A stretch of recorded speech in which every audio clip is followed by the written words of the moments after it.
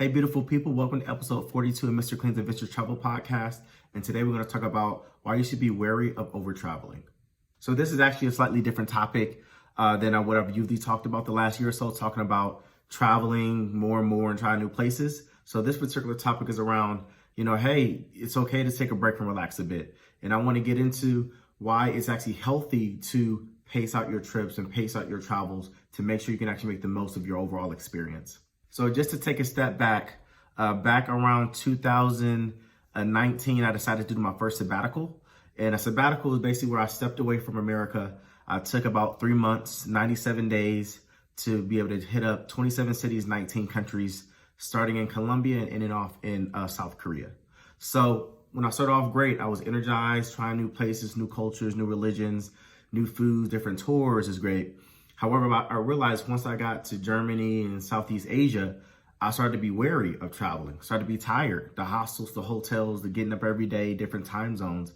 My body wasn't just adjusting to and waking up excited as I was when I first started my trip. So essentially what happened? I think a few things happened. One, I missed home. I missed America. I missed American food, missed my mom, missed family. I missed the gym and going to the movies. Second, every other day or week, you're changing the culture and language you need to know, the currency. And that kind of just scrambles the brain and makes you very, very tired and thinking all the time. And then third, there were aspects of some of my adventures and some of my trips that were kind of depressing, right? In Germany, I went to the Dachau concentration camp, one of the first concentration camps during the Nazi period.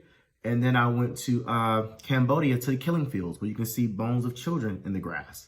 Then you go into Vietnam to see some of the prior war people with disabled, misformed bodies in front of the museums asking for money. So some of those experiences, when I lump all that together, started to get to me. And, honestly, when I got to Korea, after like the 97th day, wasn't able to take it anymore and actually cried a bit, right? And so, yes, I've been on other sabbaticals or another sabbatical since then, but now I'm at a place where I realize where I love to travel and always will travel. However, I don't need to go to 5, 6, 7 countries every single year to get my fill of travel and to appreciate what it offers, right?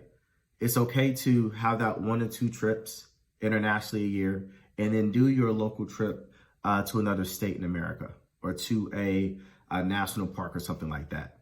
So I would say, if you're feeling like you're trying to save up money just to go on the next trip and you think of nothing else and you don't plan it out, you may start to feel a little bit tired and weary and feel like you don't like travel anymore. That's not necessarily true. You still love travel. It's just that your body, your spirit, and your mind is trying to recover and relax, or maybe you need to do travel at a different pace. So try a different pace for the next year or so when it comes to planning out a trip. Even though you love Africa or Asia, that 18-hour flight is still 18 hours on a plane each way.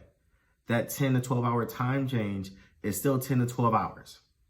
So let yourself recover for that big trip, right? Maybe do some smaller trips, a road trip.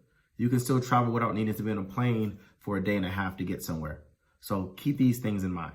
And lastly, being able to take more time to separate some of your bigger trips allows you actually to be able to save more money, right? For a longer trip abroad or for that very, very expensive flight to that particular country.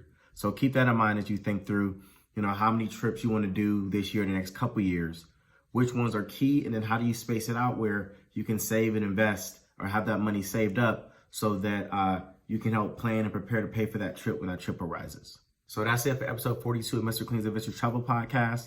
Please continue to follow me on IG at @IM_Mr. Clean, as well as my YouTube channel, Mr. Clean's Adventure Travel Podcast. Have a good one. Peace.